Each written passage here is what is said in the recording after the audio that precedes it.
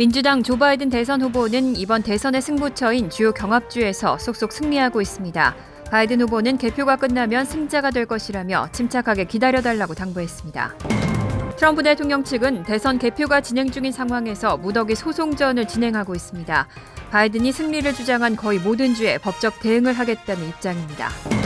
대선 개표 상황을 놓고 미 전역에서는 트럼프 대통령과 조 바이든 민주당 후보의 지지자들이 각각 시위를 벌였습니다.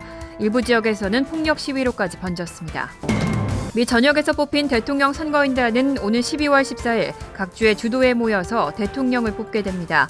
그런데 트럼프 대통령 측의 소송전으로 14일까지 선거인단을 꾸리지 못할 수도 있다는 가능성이 나오고 있습니다. 대선 혼란 속에 미국의 코로나19 하루 신규 감염자 수는 처음으로 10만 명을 넘어섰습니다. 이상은 이 시각 주요 뉴스입니다. 시청자 여러분 안녕하십니까? KBN 뉴스입니다. 오늘 오후 4시 기준 미 전역의 코로나19 누적 확진자는 어제보다 9만 3,794명 늘어난 989만 5,112명, 사망자는 877명이 늘어 24만 706명입니다. 이 가운데 뉴욕의 확진자는 2,860명이 늘어 55만 5,514명, 사망자는 31명이 늘어 3만 3,741명, 뉴저지의 확진자는 1,944명이 늘어나 25만 2,674명, 사망자는 15명이 늘어 16,536명입니다. 한편 커네티컷의 확진자는 1,687명이 늘어 7만 7,060명, 사망자는 11명이 늘어 4,656명으로 집계됐습니다. 첫 번째 소식입니다. 민주당 조 바이든 대선 후보는 이번 대선의 승부처인 주요 경합주에서 속속 승리하고 있습니다. 선거인단 확보 경쟁에서 트럼프 대통령보다 더 유리한 위치에 서 있는 상황입니다. 바이든 후보는 개표가 끝나면 승자가 될 것이라며 침착하게 기다려달라고 당부했습니다.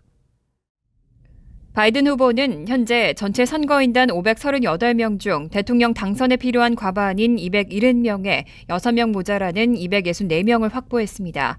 일단 대권 고지의 구부 능선을 넘은 형국으로 네바다와 펜실베니아, 노스캐롤라이나, 조지아 등 4개 경합지역 중에서 6명의 선거인단을 추가로 확보하면 대선에서 승리합니다. 바이든 후보는 이 4곳 중 네바다에서는 76% 개표 현재 49.4%의 득표율로 48.5%인 트럼프 대통령을 앞서고 있습니다. 네바다에 걸린 선거인단이 6명이어서 네바다에서 승리하면 270명의 선거인단을 확보하게 됩니다. 하지만 바이든 후보의 리드폭이 불과 0.9%에 불과해 추가 개표 상황을 지켜볼 필요가 있습니다. 펜실베니아주도 바이든 후보의 승리 가능성이 있는 곳으로 꼽힙니다. 20명의 선거인단이 걸린 펜실베니아는 바이든 후보가 88% 개표 현재 48.6%로 트럼프 대통령 50.2%에게 1.6%포인트 뒤지고 있지만 막판 맹추격전을 벌이며 격차를 좁혀가고 있습니다. 노스캐롤라이나에서는 94% 개표 기준 트럼프 대통령이 1.4%포인트 앞서고 있고 조지아에선 99% 개표 기준 트럼프 대통령이 0.2% 앞서고 있습니다. 바이든 후보는 오늘 오후 생중계된 연설을 통해 개표가 끝나면 자신과 카멀라 해리스가 승자로 선언될 것이라는 걸 의심하지 않는다면서 모두가 침착하게 기다려달라고 당부했습니다. 한편 바이든 후보가 어제 트위터에 파리 기후협약에 다시 가입하겠다고 약속했습니다. 트럼프 대통령은 지난해부터 파리 기후협약 탈퇴 절차를 진행해왔고 어제 탈퇴가 공식 발효됐는데요. 바이든 후보는 정확히 77일 안에 대통령 취임식을 마친 후 바로 재가입하겠다는 의사를 밝혔습니다. 바이든 민주당 대선 후보는 4일 트위터에 트럼프 행정부가 이날 공식적으로 파리 기후협약에서 탈퇴했다는 내용의 ABC 방송 기사를 인용하면서 정확히 77일 안에 바이든 행정부는 파리 기후협약에 다시 가입하겠다고 약속했습니다. 77일은 트윗이 게시된 4일부터 대통령 취임식이 열리는 1월 20일까지의 기간입니다. 해석하자면 취임 첫날에 파리 기후협약에 재가입하겠다는 의미입니다. 바이든 후보는 우리가 선거에서 승리할 것이라는 메시지를 1시간 단위로 연이어 게시하던 도중 이런 트윗을 함께 올렸습니다. 당선이 가시화한 가운데 사실상 자신의 첫 번째 국정과제를 발표한 셈입니다. 트럼프 대통령은 2017년 6월 파리 기후협약 탈퇴를 선언한 후 지난해 11월 4일부터 탈퇴 절차를 밟아왔고 1년이 지난 4일 미국의 탈퇴가 공식 발효된 상태입니다. 한편 바이든 캠프는 대통령직 인수인계를 위한 인수위원회 홈페이지를 개설했습니다. 어제 온라인에 공개된 바이든 후보 측 인수위원회 홈페이지는 메인 화면엔 바이든 후보의 옆모습과 함께 바이든 해리스 인수라는 문구가 적혀 있습니다. 해당 홈페이지는 아직 메인 화면만 있는 상태지만 이 국가가 직면한 위기는 심각하다는 문구와 함께 바이든 해리스 행정부가 출범 첫날부터 잘할 수 있도록 인수인계팀이 전속력으로 준비할 것이라는 각오가 적혔습니다. 트럼프 대통령 측은 대선 개표가 진행 중인 상황에서 무더기 소송전을 진행하고 있습니다. 바이든이 승리를 주장한 거의 모든 주에 법적 대응을 하겠다는 건데요. 하지만 미시간주 법원은 트럼프 대통령 측이 제기한 개표 중단 소송을 기각했습니다. 트럼프 대통령 측은 대선 개표가 진행 중인 가운데 무더기 소송을 제기했습니다. 트럼프 캠프는 조지아주 채텀 카운티 선거관리위원회를 상대로 우편투표 접수 시한인 3일 오후 7시 이후 도착한 우편투표를 분명히 분리하고 유효한 우편투표와 섞이지 않도록 재판부가 명령해달라고 소송했습니다. 또 이미 접수 시한을 넘긴 우편투표가 뒤섞여 개표에 포함됐을 수도 있다고 주장했습니다.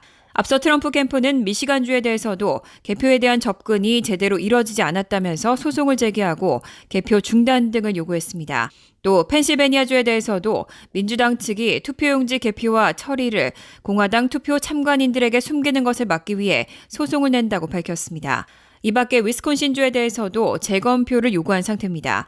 트럼프 캠프의 소송은 바이든 후보가 역전했거나 두 후보 간의 격차가 급격히 좁혀지는 주를 상대로 집중적으로 이뤄지고 있습니다. 모두 대선 승패를 좌우할 수 있는 핵심 지역입니다. 이런 트럼프 캠프의 소송 제기에 대해 해당 주들은 선거와 개표가 투명하게 진행됐다면서 강력히 반발했습니다. 민주당 소속인 펜실베니아주의 톰 울프 주지사는 소송에 대해 민주적 절차를 뒤집기 위한 시도라면서 선거를 훼손하기 위한 어떤 시도에 대해서도 싸울 것이라고 전했습니다.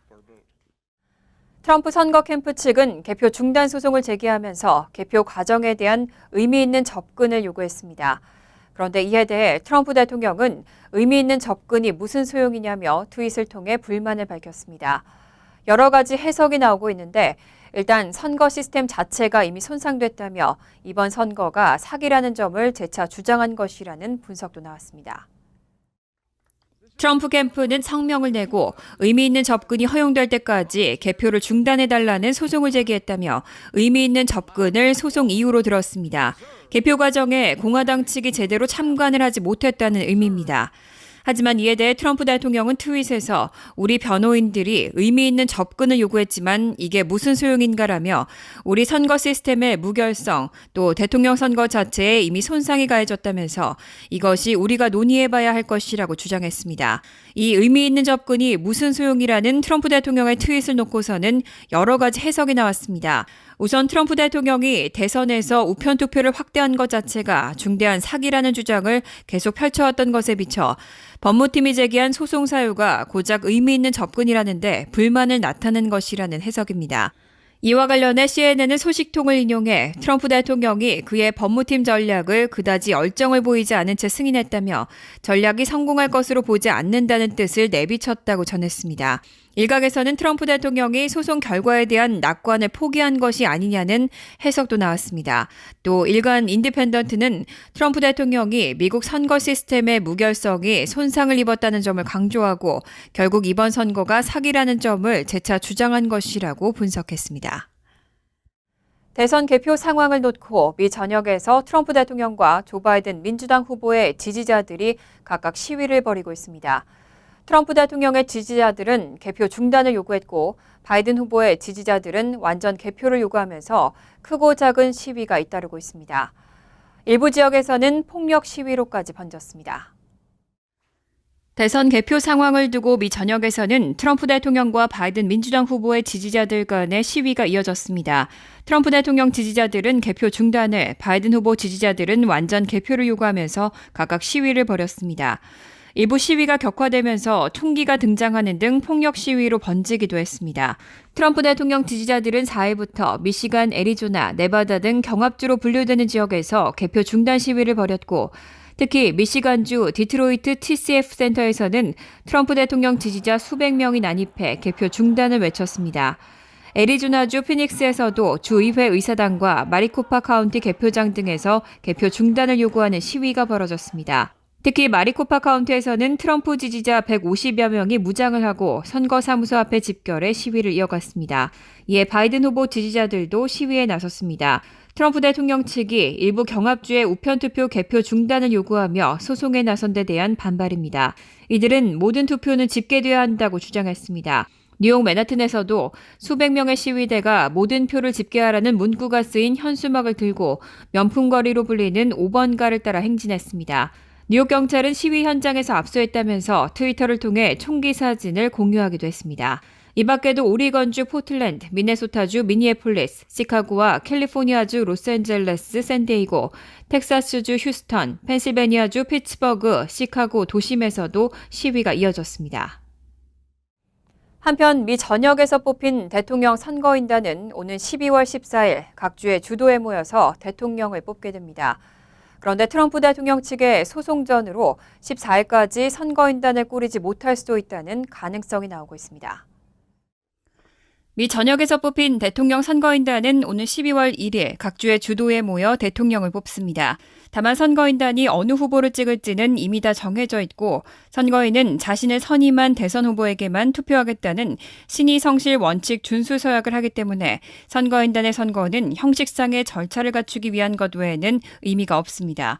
그런데 이번 선거는 트럼프 대통령과 조 바이든 민주당 대선 후보 간의 소송전으로 다음 달 14일까지 선거인단을 꾸리지 못할 가능성도 나옵니다. 주요 언론에 따르면 소송 대상주의 최종 승자가 누구인지에 대한 법원의 결정이 이때까지 이루어지지 않을 가능성을 배제할 수 없다는 겁니다. 법원이 이날 전까지 각 주의 승자가 누구인지 판결한다고 해도 여전히 복잡한 문제가 있습니다.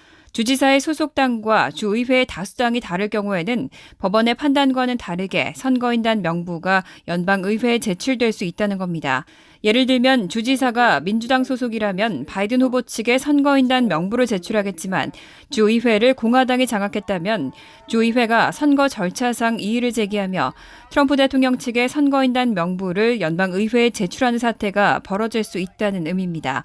만약 선거인단이 제때 구성될 경우에는 이들이 던진 표는 상원의장 역할을 맡는 마이크 펜스 부통령에게 전달되고 117대 의회 출범 사흘 뒤인 내년 1월 6일 상하원 합동회의에서 정식으로 개표되며 이 자리에서 당선자를 최종 공표하게 됩니다. 법정 대통령 취임일은 내년 1월 20일입니다. 이번 대선은 여러모로 이례적인 선거였습니다. 미국 정사에 새로운 기록들을 새겼는데요. 먼저 120년 만에 가장 높은 투표율을 기록했고 바이든 후보는 미국 역사상 가장 많은 표를 받은 대선 후보라는 타이틀을 얻었습니다. NBC는 이번 대선에서 최소 1억 5,980만 명이 투표를 한 것으로 추산했습니다. 올해 선거에서 투표 자격이 있는 미국인은 약 2억 3,920만 명으로 전체 투표율은 66.8%에 달할 것으로 예상됩니다. 1900년 73.2% 이후 가장 높은 투표율로 120년 만에 가장 높습니다. 코로나19 팬데믹에도 불구하고 대선 투표자 수와 투표율이 크게 증가한 것은 사전투표 열풍 덕분입니다. 미국 선거 프로젝트에 따르면 현장 투표와 우편 투표를 합친 총 사전투표자 수는 1억 70만 명을 넘었고 2016년 대선 당시 총 투표자의 75%에 해당합니다. 특히 민주당 대선 후보 조 바이든 전 부통령은 미국 역사상 가장 많은 표를 받은 대선 후보 타이틀을 거머쥐었습니다. 뉴욕타임즈는 5일 오전 4시 기준 바이든 후보가 7,211만 표를 얻어 공화당과 민주당을 통틀어 역대 최다 득표를 기록한 대선 후보가 됐다고 보도했습니다. 이전까지 유권자표를 가장 많이 얻은 지도자는 버락 오바마 전 대통령이었습니다. 또 바이든 후보가 승리를 거두면 현직 대통령을 물리친 첫 전직 부통령이 되고 최고령 대통령 기록도 갈아치우게 됩니다. 바이든 후보가 승리해 내년 1월 취임식을 하면 78세로 최고령 미국 대통령이 됩니다. 이전까지 최고령은 트럼프 대통령으로 2017년 1월 취임 당시 만 70세였습니다. 대선 혼란 속에 미국의 코로나19 하루 신규 감염자 수는 처음으로 10만 명을 넘어섰습니다. 겨울이 다가오면 감염 급증세가 악화될 수 있다는 전문가들의 경고대로입니다. 하루 사망자도 일일 평균 800명을 넘으면서 크게 늘었습니다. 존스홉킨스 대학 집계에 따르면 미국에서는 4일 10만 2,831명의 코로나19 신규 감염자가 확인됐습니다. 또 이날 하루 사망자는 1,097명이었습니다. 미국은 지난 일주일간 코로나19 감염자 증가에서도 처음으로 60만 명을 넘어섰고 지난 일주일간 하루 평균 8만 6천 명 이상의 신규 감염자를 기록하는 등 신규 확진자 수에서 사상 최고를 계속 경신하고 있습니다. 이런 코로나19 감염 급증은 대선에서 누가 승자가 되든 큰 부담이 될 것으로 전망됩니다. 겨울과 휴가 시즌이 다가오는 상황에서 최근 신규 확진자뿐만 아니라 코로나19로 인한 입원율도 폭증했습니다. 존스홉킨스대 데이터에 따르면 지난 2주간 미국의 신규 확진자 수는 그 이전과 비교해 45% 급증했습니다. 코로나19로 인한 사망자도 일일 평균 846명으로 평균 15% 늘었습니다. 이런 코로나19 신규 확진자 급증은 남부 및 중서부 지역에서 특히 눈에 띄게 나타나고 있습니다. 텍사스주에서는 4일 9,048명의 신규 확진자가 발생했고 126명이 숨졌습니다. 같은 날 미주리와 네브라스카, 오클라호마주에서도 기록적인 입원율을 기록했습니다. 이런 코로나19 재확산세에 N95 마스크 사재기도 또 급증하고 있습니다. 보건의료기관에서도 보호장비 공급에 차질이 생겼습니다. 제조업체들이 생산량을 늘리고 있지만 여전히 수요는 충족하지 못하고 있는 상황입니다. 월스트리트저널은 4일 마스크 제조업체와 보건관리들을 인용해 미 전역에서 코로나19 보호장비 공급에 차질이 생겼다고 보도했습니다. 주 보건당국들은 팬데믹이 시작된 이후 마스크와 장갑 등 보호장비를 확보하기 위해 노력해왔습니다. 일부 주는 보건의료기관에도 보호장비 확보를 의무화했습니다. 뉴저지와 뉴욕은 병원에 91분의 마스크와 기타 보호장비 확보를 요구했고 캘리포니아는 오는 2023년까지 45일치를 비축하도록 법제화했습니다. 하지만 코로나19가 재확산되고 비축에 어려움을 겪으면서 마스크를 배급하거나 재사용하는 사례가 속출하고 있다는 설명입니다. 미국 최대 마스크 제조업체인 3M은 코로나19 팬데믹 이전보다 4배 많은 월 1억 개의 마스크를 생산하고 있습니다. 허니웰 인터내셔널도 월 2천만 개의 마스크를 만들고 있고 다른 업체들도 미국 내 생산량을 월 2천 개 이상 확대했습니다. 하지만 업체들은 여전히 수요를 충족하지 못하고 있다고 토로했습니다. 업체들은 마스크와 기타 보호장비에 대한 수요가 오는 2021년 이후에도 이어질 것으로 전망하고 있습니다. 마이크 로만 3M 최고 경영자는 마스크에 대한 수요가 여전히 많다며 공급할 수 있는 것보다 수요가 더 많아서 내년과 그 이후에도 팬데믹과 싸워야 한다는 요구를 받고 있다고 전했습니다.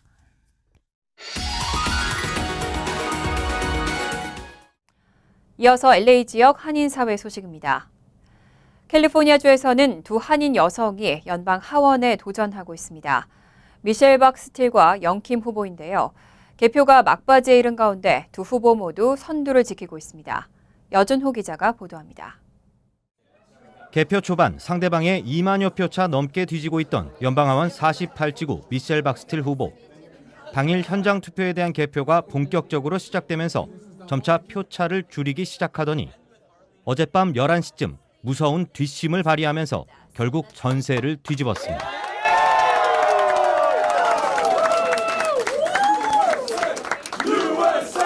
USA!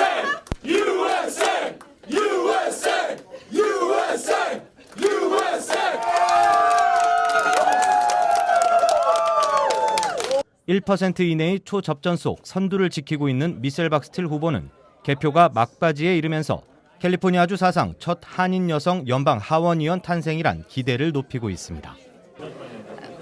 18개월 동안 사실 코리안 아메리칸 커뮤니티가 도와주지 않으셨으면 여기까지 올 수도 없었고 이만큼 올 수 없었다고 생각해요. 너무너무 좋은 경험했고요. 또 너무너무 열심히 했고요. 또 그렇게 많은 분들이 도와주시는 거 너무너무 감사했고요. 그래서 그냥 감사한 마음뿐입니다. 연방하원에 도전한 또 다른 한인 여성 39지구 영킴 후보. 개표가 시작된 이후 소폭 리드를 이어가고 있습니다. 어젯밤부터 꾸준히 선두를 지켜온 만큼 전망은 어느 때보다 밝습니다. 또 후원 있고 도와주신 우리 한인 커뮤니티에 진심으로 감사를 드립니다. 아까도 말씀드렸지만 결과를 따지지 않고 이렇게까지 열심히 할 수 있도록 격려를 해주신 우리 한인 커뮤니티 진심으로 감사를 드립니다. 다만 현장 투표에 비해 상대적으로 시간이 걸리는 우편 투표 개표 작업이 남아있어 최종 결과를 끝까지 지켜봐야 한다는 전망입니다. 만약 미셸 박스틸, 영킴 후보가 모두 당선될 경우 워싱턴주의 스트릭랜드 후보와 함께 이번 선거에서 3명의 한인 여성이 동시에 연방하원에 입성하게 돼 한인 이민사의 새로운 이정표를 쓰게 됩니다. MBC 뉴스 여준호입니다. 이번 대선에서는 주민들의 삶에 직접적인 영향을 줄 수 있는 12개의 주민 발의안도 투표에 붙여졌습니다. 가장 찬반 여론이 뜨거웠던 우버 등 운전자를 독립계약자로 분리하자는 내용의 발의안이 통과됐습니다. 보도에 홍지은 기자입니다. 우버와 리프트 등 차량 공유업체 운전자를 독립계약자로 분류하자는 내용의 캘리포니아 주민 발의안 22. 결국 찬성 58.4%, 반대 41.6%의 압도적인 표차로 통과됐습니다. 부결됐다면 우버는 이용요금을 올리거나 그렇지 않으면 캘리포니아주에서 영업을 할 수 없었습니다. Yes, in order to keep working, you have to click yes. 이 외에도 노년층 재산세 감면안 주민 발의안 19 역시 통과됐습니다. 앞으로 55세 이상 주택 소유자들은 새 주택을 구입할 시 기존과 동일하거나 감면된 수준의 재산세 납부가 가능합니다. 또 산불 등으로 집을 잃은 주택 소유자들에게도 새 주택 구입 시 동일 수준이거나 인하된 비율의 재산세가 적용됩니다. 반면 가주에서 소수계 우대 정책 부활을 골자로 한 주민 발의안 16은 부결됐습니다. 어퍼머티브 액션 제도입이 실패하면서 채용이나 대입 사정에서 인종과 성별 등에 따른 차별이 기존대로 불법입니다. Young Asian Americans will lose slots, even though they had worked hard. They've got great test scores, did a lot of community activity. I think would eventually lose out. 이어 15년 이상 된 주거용 건물의 렌트비 인상을 제한하자는 발의안 21과 보석금 제도 폐지안 시행을 골자로 한 발의안 25도 각각 부결됐습니다. MBC 뉴스 홍지윤입니다. 간추린 소식입니다. 올해 대선에서 아시안 유권자들은 압도적으로 조 바이든 민주당 후보를 지지했던 것으로 나타났습니다. 4일 아시안 아메리칸 법률교육재단이 발표한 전국 13개 주 91개 투표소에서 아시안 유권자 5천여 명을 대상으로 실시한 출구조사 결과에 따르면 전체의 67%는 바이든 후보에게 투표했습니다. 트럼프 대통령을 선택했다고 답변한 아시안 유권자는 30%에 그쳤습니다. 한편 이번 발표에 따르면 올해 처음으로 투표에 나섰다고 대답한 아시안 유권자 비율은 30%로 집계됐습니다.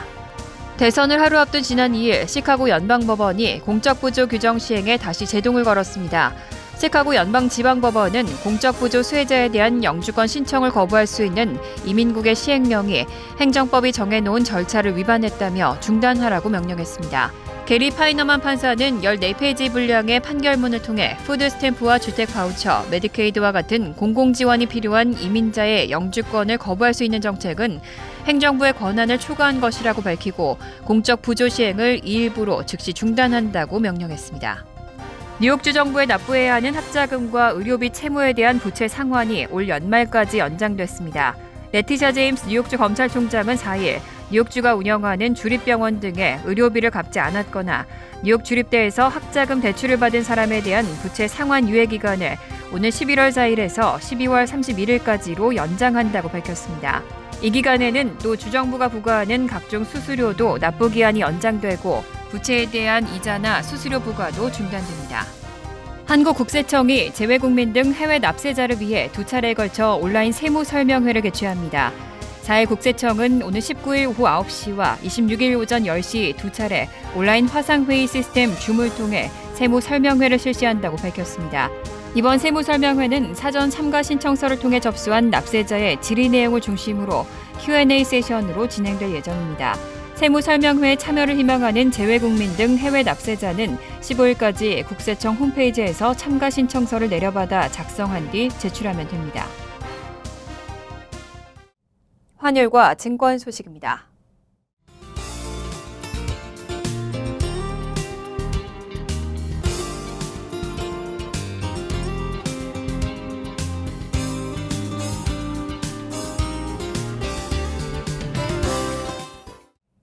이어서 날씨입니다. 금요일은 오전 중에 구름이 많겠지만 점차 개고 화창하겠습니다. 낮 최고 기온은 69도, 섭씨 21도, 밤 최저 기온은 51도, 섭씨 11도로 예상됩니다. 토요일은 화창하겠습니다. 일요일도 화창한 날씨가 이어지겠습니다. 이상으로 KBN 뉴스를 마칩니다. KBN과 함께 즐거운 저녁 되시기 바랍니다.